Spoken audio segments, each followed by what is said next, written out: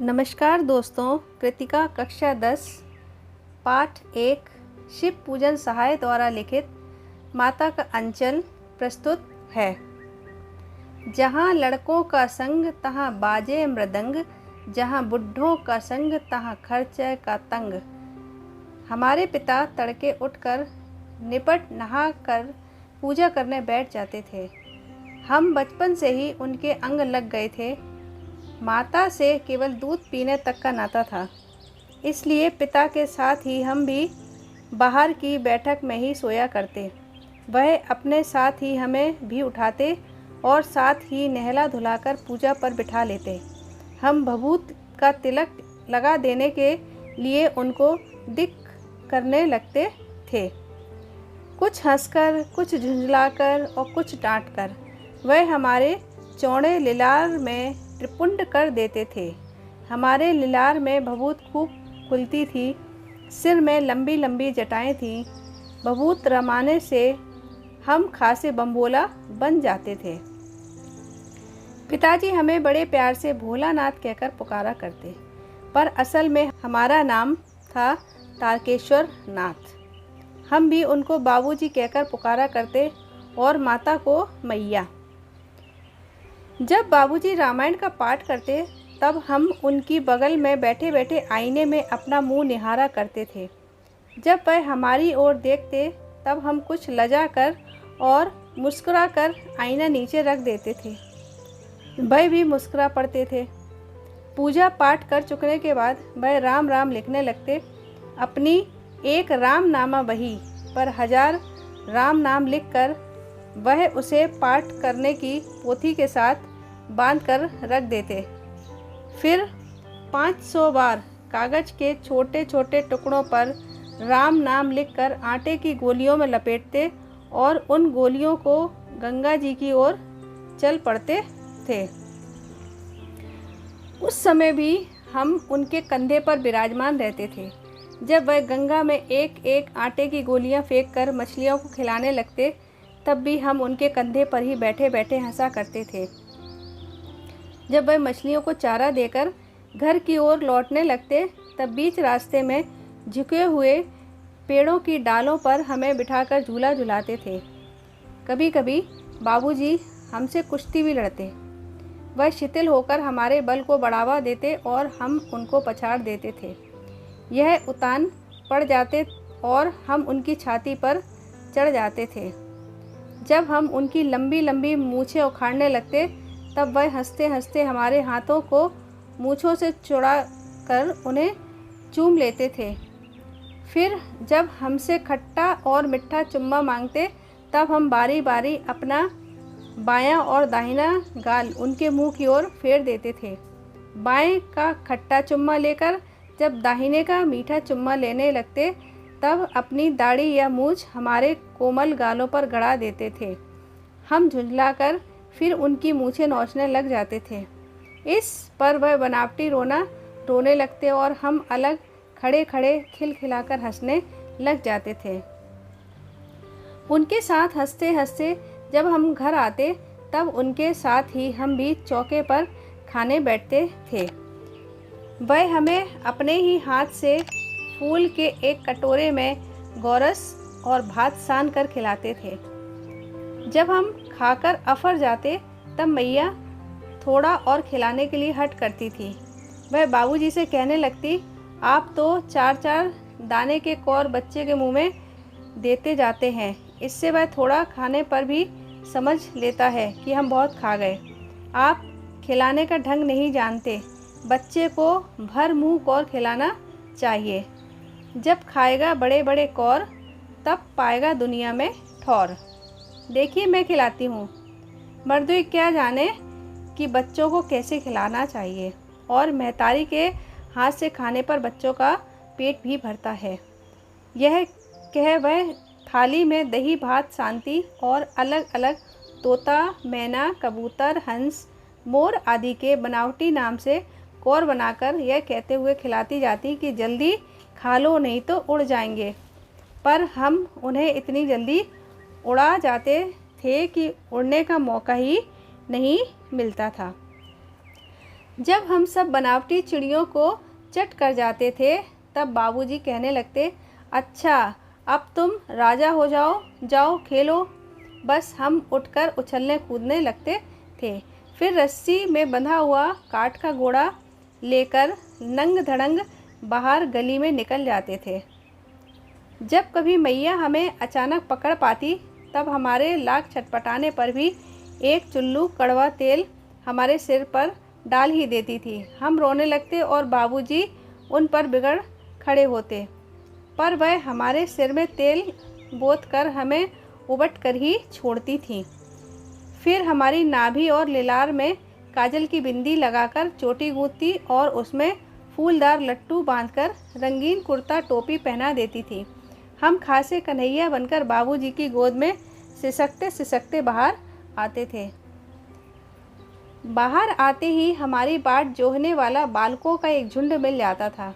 हम उन खेल के साथियों को देखते ही सिसकना भूलकर बाबूजी की गोद से उतर पड़ते और हम जोलियों के साथ दल में मिलकर अपने तमाशे करने लग जाते थे। तमाशे भी ऐसे वैसे नहीं, तरह तरह के नाटक। चबूतरे का एक कोना ही नाटक घर बनता था। बाबूजी जिस छोटी चौकी पर बैठकर नहाते थे वही रंगमंच बनती। उसी पर सरकंडे के खंभों पर कागज़ का चंदुआ तान कर मिठाइयों की दुकान लगाई जाती। उसमें चिलम के खोचे पर कपड़े के थालों में ढेले के लड्डू, पत्तों की पूरी कचौरियाँ, गीली मिट्टी की जलेबियाँ, फूटे घड़े के टुकड़ों के बताशे आदि मिठाइयाँ सजाई जाती। ठीकरों के बटकरे और जस्ते के छोटे छोटे टुकड़ों के पैसे बनते। हम ही लोग खरीदार और हम ही लोग दुकानदार। बाबूजी भी 2-4 गोरखपुरिये पैसे खरीद लेते थे। थोड़ी देर में मिठाई की दुकान बढ़ाकर हम लोग घनौदा बनाते थे। धूल की मेड़ दीवार बनती और तिनकों का छप्पर, दातून के खंभे, दिया सलाई की पेटियों के किवाड़, घड़े के मोहड़े की चूल्हा चक्की, दिए की कढ़ाई और बाबूजी की पूजा वाली आचमनी कलछी बनती थी। पानी के घी, धूल के पिसान और बालू की चीनी से हम लोग जौनार तैयार करते थे। हम ही लोग जौनार करते और हम ही लोगों को जौनार बैठती थी। जब पंगत बैठ जाती थी तब बाबूजी भी धीरे धीरे आकर पाँत के अंत में झीमने के लिए बैठ जाते थे। उनको बैठते देखते ही हम लोग हंसकर और अपना घरौंदा बिगाड़कर भाग चलते थे। वह भी हंसते हंसते लोटपोट हो जाते और कहने लगते, फिर कब भोज होगा भोलानाथ। कभी कभी हम लोग बारात का भी जुलूस निकालते थे। कनस्तर का तंबूरा बजता, अमोले की घिसकर शहनाई बजाई जाती, टूटे चूहेदानी की पालकी बनती। हम समधी बनकर बकरे पर चढ़ लेते और चबूतरे के एक कोने से चलकर बारात दूसरे कोने में जाकर दरवाजे लगती थी। वहाँ काठ की पटरियों से घिरे, गोबर से लिपे, आम और केले की टहनियों से सजाए हुए छोटे आंगन में कुलैये का कलसा रखा रहता था। वहीं पहुंचकर बारात फिर लौट आती थी। लौटने के समय खटोली पर लाल ओहार डालकर उसमें दुल्हन को चढ़ा लिया जाता था। लौट आने पर बाबूजी ज्यों ही ओहार उघार कर दुल्हन का मुख निरखने लगते त्यों ही हम लोग हंसकर भाग जाते। थोड़ी देर बाद फिर लड़कों की मंडली जुट जाती थी।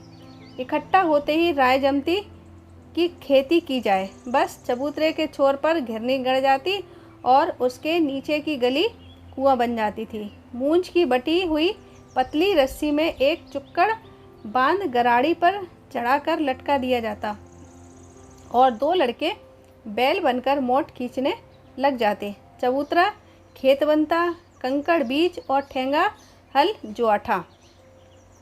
बड़ी मेहनत से खेत जोते बोए और पटाए जाते। फसल तैयार होते देर न लगती और हम हाथों हाथ फसल काट लेते थे। काटते समय गाते थे, ऊंच नीच में बई क्यारी, सो उपजी सो भई हमारी। फसल को एक जगह रखकर उसे पैरों से रौंद डालते थे, कसोरे का सूप बनाकर ओसाते और मिट्टी की दिए के तराजू पर तौलकर राशि तैयार कर देते थे। इसी बीच बाबूजी आकर पूछ बैठते थे, इस साल की खेती कैसी रही भोलानाथ। बस फिर क्या, हम लोग ज्यों का त्यों खेत खलियान छोड़कर हंसते हुए भाग जाते थे। कैसी मौज की खेती थी। ऐसे ऐसे नाटक हम लोग बराबर खेला करते थे। बटोही भी कुछ देर ठिठक कर हम लोगों के तमाशे देख लेते थे। जब कभी हम लोग ददरी के मेले में जाने वाले आदमियों का झुंड देख पाते तब कूद कूद कर चिल्लाने लगते थे, चलो भाइयों ददरी सत्तू पिसान की मोटरी। अगर किसी दूल्हे के आगे आगे जाती हुई ओहारदार पालकी देख पाते तब खूब जोर से चिल्लाने लगते थे, रहरी में रहरी पुराण रहरी डोला के कनिया हमार महरी। इसी पर एक बार बूढ़े वर ने हम लोगों को बड़ी दूर तक खदेड़ कर ढेलों से मारा था। उस खसूट खब्बीस की सूरत आज तक हमें याद है। न जाने किस ससुर ने वैसा जमाई ढूंढ निकाला था। वैसा घोड़ा मुहा आदमी हमने कभी नहीं देखा। आम की फसल में कभी कभी खूब आंधी आती है। आंधी के कुछ दूर निकल जाने पर हम लोग बाग की ओर दौड़ पड़ते थे। वहाँ चुन चुनकर घुले घुले गोपी आम चापते थे। एक दिन की बात है, आंधी आई और पट पड़ गई। आकाश काले बादलों से ढक गया। मेघ गरजने लगे, बिजली कौंधने और ठंडी हवा सनसनाने लगी। पेड़ झूमने और ज़मीन चूमने लगे। हम लोग चिल्ला उठे, एक पैसा की लाई बाजार में छितराई, बरखा उतरे बिलाई। लेकिन बरखा ना रुकी और भी मूसलाधार पानी होने लगा।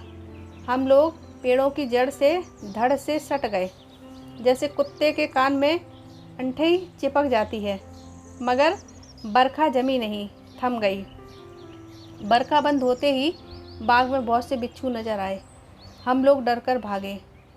हम लोगों में बैजू बड़ा ढीठ था। संयोग की बात, बीच में मूसन तिवारी मिल गए। बेचारे बूढ़े आदमी को सूझता कम था। बैजू उनको चिढ़ाकर बोला, बुढ़वा बेईमान, मांगे करेला का चोखा। हम लोगों ने भी बैजू के सुर में सुर मिलाकर यही चिल्लाना शुरू किया। मूसन तिवारी ने बेतहाशा खदेड़ा। हम लोग तो बस अपने अपने घरों की ओर आंधी हो चले। जब हम लोग न मिल सके तब तिवारी जी सीधे पाठशाला में चले गए। वहाँ से हमको और बैजू को पकड़ लाने के लिए 4 लड़के गिरफ्तारी वारंट लेकर छूटे। इधर ज्यों ही हम लोग घर पहुँचे त्यों ही गुरु जी के सिपाही हम लोगों पर टूट पड़े। बैजू तो 9-2-11 हो गया, हम पकड़े गए। फिर तो गुरुजी ने हमारी खूब खबर ली। बाबूजी ने यह हाल सुना, वह दौड़े हुए पाठशाला में आए। गोद में उठाकर हमें पुचकारने और फुसलाने लगे, पर हम दुलारने से चुप होने वाले लड़के नहीं थे। रोते रोते उनका कंधा आंसुओं से तर कर दिया। वह गुरुजी की चिरोरी करके हमें घर ले चले। रास्ते में फिर हमारे साथी लड़कों का झुंड मिला। वे जोर से नाचते और गाते थे, माई पकाई गरर गरर पुआ, हम खाए पुआ न खेलब जुआ। फिर क्या था, हमारा रोना धोना भूल गया। हम हट करके बाबूजी की गोद से उतर पड़े और लड़कों की मंडली में मिलकर लगे वही तानसुर अलापने। तब तक सब लड़के सामने वाले मकई के खेत में दौड़ पड़े। उसमें चिड़ियों का झुंड चल रहा था। वे दौड़कर उन्हें पकड़ने लगे, पर एक भी हाथ में ना आई। हम खेत से अलग ही खड़े होकर गा रहे थे, राम जी की चिरई, राम जी का खेत, खा लो चिरई भर भर पेट। हमसे कुछ दूर बाबूजी और हमारे गांव के कई आदमी खड़े होकर तमाशा देख रहे थे और यही कहकर हंसते थे कि चिड़िया की जान जाए लड़कों का खिलौना। सचमुच लड़के और बंदर पराई पीर नहीं समझते। एक टीले पर जाकर हम लोग चूहों के बिल से पानी उलीचने लगे। नीचे से ऊपर पानी फेंकना था। हम सब थक गए। तब तक गणेश जी के चूहे की रक्षा के लिए शिव जी का सांप निकल आया। रोते चिल्लाते हम लोग बेतहाशा भाग चले। कोई औंधा गिरा, कोई अंटा चिट, किसी का सिर फूटा, किसी के दांत टूटे। सभी गिरते पड़ते भागे। हमारी सारी देह लहू लुहान हो गई। पैरों के तलवे कांटों से छलनी हो गए। हम एक सुर से दौड़े हुए आए और घर में घुस गए। उस समय बाबूजी बैठक के औसारे में बैठकर हुक्का गुड़गुड़ा रहे थे। उन्होंने हमें बहुत पुकारा, पर उनकी अनसुनी करके हम दौड़ते हुए मैया के पास ही चले गए। जाकर उसी की गोद में शरण ली। मैया चावल अमनियाँ कर रही थीं। हम उसी के आंचल में छिप गए। हमें डर से कांपते देखकर वह ज़ोर से रो पड़ी और सब काम छोड़ बैठी। अधीर होकर हमारे भय का कारण पूछने लगी। कभी हमें अंग भरकर दबाती और कभी हमारे अंगों को अपने आंचल से पोंछकर हमें चूम लेती। बड़े संकट में पड़ गईं। झटपट हल्दी पीसकर हमारे घावों पर थोपी गई। घर में कोहराम मच गया। हम केवल धीमे सुर में सा कहते हुए मैया के आंचल में लुके जाते थे। सारा शरीर थर-थर काँप रहा था। रोंगटे खड़े हो गए थे। हम आंखें खोलना चाहते थे, पर वे खुलती न थीं। हमारे कांपते हुए होठों को मैया बार बार निहार कर रोती और बड़े लाड़ से हमें गले लगा लेती थी। इसी समय बाबूजी दौड़े आकर झट हमें मैया की गोद से अपनी गोद में लेने लगे, पर हमने मैया के आंचल की प्रेम और शांति के चंदोबे की छाया न छोड़ी।